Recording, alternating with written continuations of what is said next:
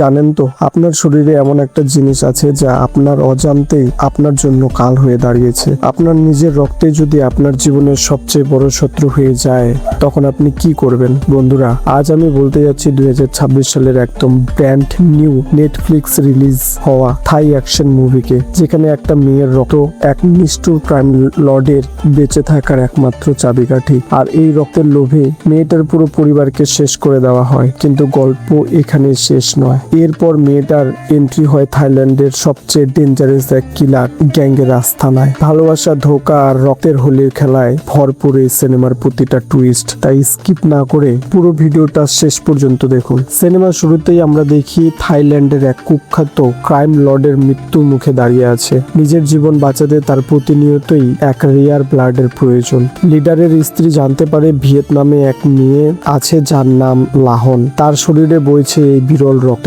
সে তার সাইকো এবং নিষ্ঠুর কিলারদের নির্দেশ দেয় যে কোনো মূল্যে ওই মেয়েটার জ্যান্ত শরীর চাই।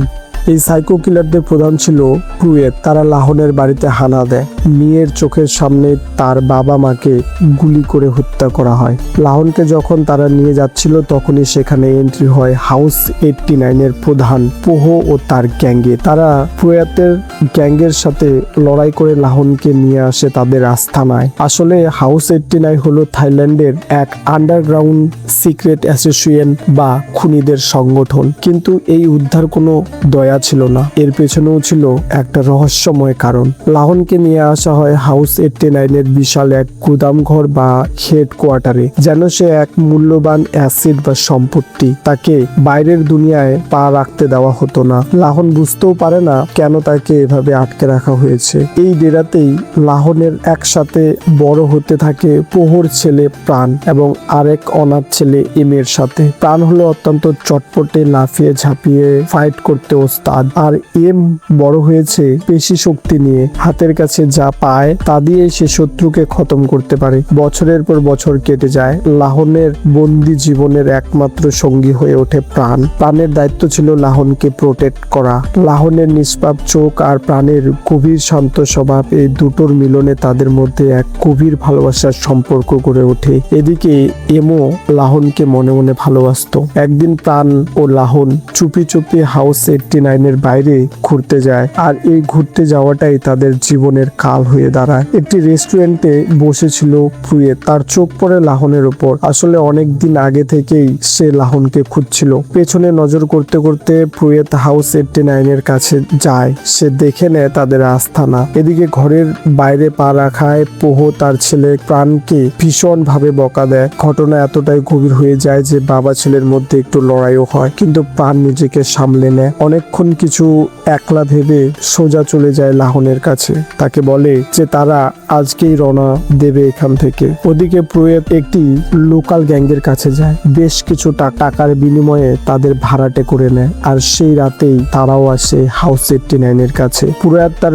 বিশাল কিলার গ্যাং নিয়ে আচমকা অ্যাটাক করে বসে হাউস 89 এর হেডকোয়ার্টারে। এখানে তলোয়ারের ধারালো কোপ, হাড় ভাঙার শব্দ আর বৃষ্টির মতো গুলির লড়াইয়ে চারপাশ রক্তাক্ত হয়ে ওঠে। প্রাণ আর এম তাদের জান বাজি রেখে লড়াই করে, কিন্তু শত্রুদের সংখ্যা ছিল অনেক বেশি। এই ভয়াবহ যুদ্ধে প্রাণ মারাত্মকভাবে আহত হয়। তখন এক বন্দি ঘরে তাকে নিয়ে যাওয়া হয় এবং লাহনের রক্ত বার করতে গেলে এম বাধা দেয় ও পরে চুপ হয়ে যায়। কারণ প্রাণকেও তো আবার বাঁচতে হবে, তাই না? লাহনও কিছু বুঝতে পারছিল না। যখন তার শরীর থেকে রক্ত প্রাণের শরীরে যায় তখন সে বুঝতে পারে আসলে প্রাণের হিমোফিলিয়া রোগ ছিল। এটি এমন একটি রোগ যেখানে রক্ত সহজে জমাট হয় না, ফলে আঘাত বা রক্তক্ষরণ শুরু হলে তা থামানো কঠিন হয়ে যায়। এই দৃশ্য দেখে তখন লাহন কান্নায় ভেঙে পড়ে। সে এটাও বুঝতে পারে যে পোহো তাকে লালন পালন করে বড় করেছে যাতে তার ছেলে প্রাণের কোনো সমস্যা না হয়। প্রাণ বুঝতে পেয়ে তার বাবাকে জড়িয়ে ধরে।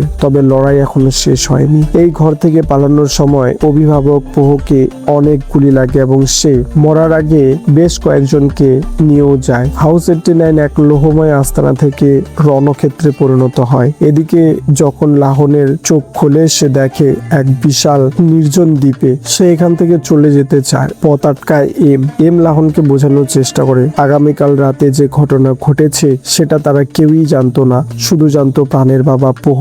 সে বলে প্রাণের কোনো দোষই নেই। অনেক কিছু বুঝিয়ে সে লাহনকে প্রাণের কাছে নিয়ে আসে। দুজনে মিলে গল্পও করে। সে বুঝতে পারে যে সে যতবার পালাবে এই দুনিয়া তাকে ততবার তাড়া করবে, কারণ সে দুর্বল। এবার লাহনের ভেতরের শান্ত মেয়েটা মরে যায় আর জন্ম নেয় এক প্রতিশোধের আগুনে। সে প্রাণ ও এমকে বলে, আমাকে অস্ত্র চালানো শেখাও, আমি আর পালাবো না। যারা আমার জীবন ধ্বংস করেছে আমি তাদের শেষ দেখে ছাড়বো। শুরু হয় লাহনের কঠোর ট্রান্সফরমেশন।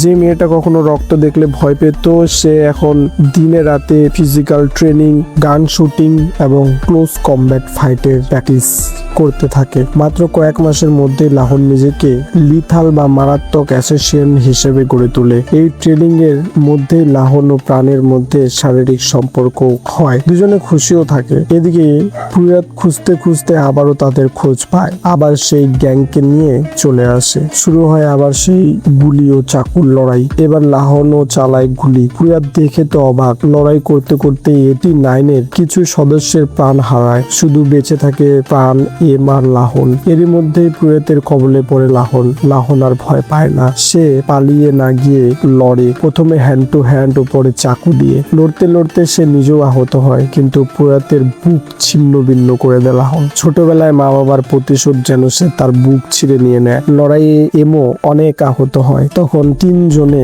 গাড়ি নিয়ে যেতে চায়, তখনই গুলি লাগে লাহনকে। আর এইখানেই সিনেমার সিনটা আমাকে সবচেয়ে বেশি ইমোশনাল করেছে। লাহনকে বাঁচাতে প্রাণ তার শরীরে রক্ত দেয়, তখনই পেছন থেকে গুলির আওয়াজ। সেই লোকাল গ্যাংয়ের লিডার তাদের তাড়া করছে। এই সিচুয়েশনে এম প্রাণকে বলে, তুমি লাহনকে রক্ত দাও, একে আমি দেখছি। শুরু হয় এম আর সেই ভিলেনের মর্মান্তিক লড়াই। এম চাকুর আঘাতে চিৎকার করে, প্রাণ দেখে আর তার চিৎকার শুনতে পায়, কিন্তু তাকে বাঁচাতে সে পারছে না। এই জায়গায় এম এর কষ্টের চেয়ে আপনাদের কষ্ট বেশি লাগবে। তবুও এম তাকে মেরে নিজেও মৃত্যুর কোলে ঠেলে পড়ে। প্রাণও তার শরীরের সম্পূর্ণ রক্ত দিতে দিতে নিজেও মারা যায়। লাহন যখন চোখ খুলে সেই দৃশ্য দেখে, তার চোখে জল ছাড়া আর কিছুই নেই। এর বেশ কিছু বছর পর লাহনের একটা ছেলেও হয়, আর সে জানতে পারে তার শরীরেও বইছে এই বিরল রক্ত। আর প্রয়াত যে সেই লড়াই থেকে বেঁচে গিয়েছিল, তবে এবার তাকে শেষ করে দেয় লাহন। আর এই অসাধারণ সিনেমার গল্প এখানেই শেষ হয়। বন্ধুরা, ভিডিওটি ভালো লাগলে চ্যানেলকে সাবস্ক্রাইব করে পাশে থাকবেন। দেখা হচ্ছে পরের ভিডিওতে, ততক্ষণে ভালো থাকবেন সবাই। ধন্যবাদ।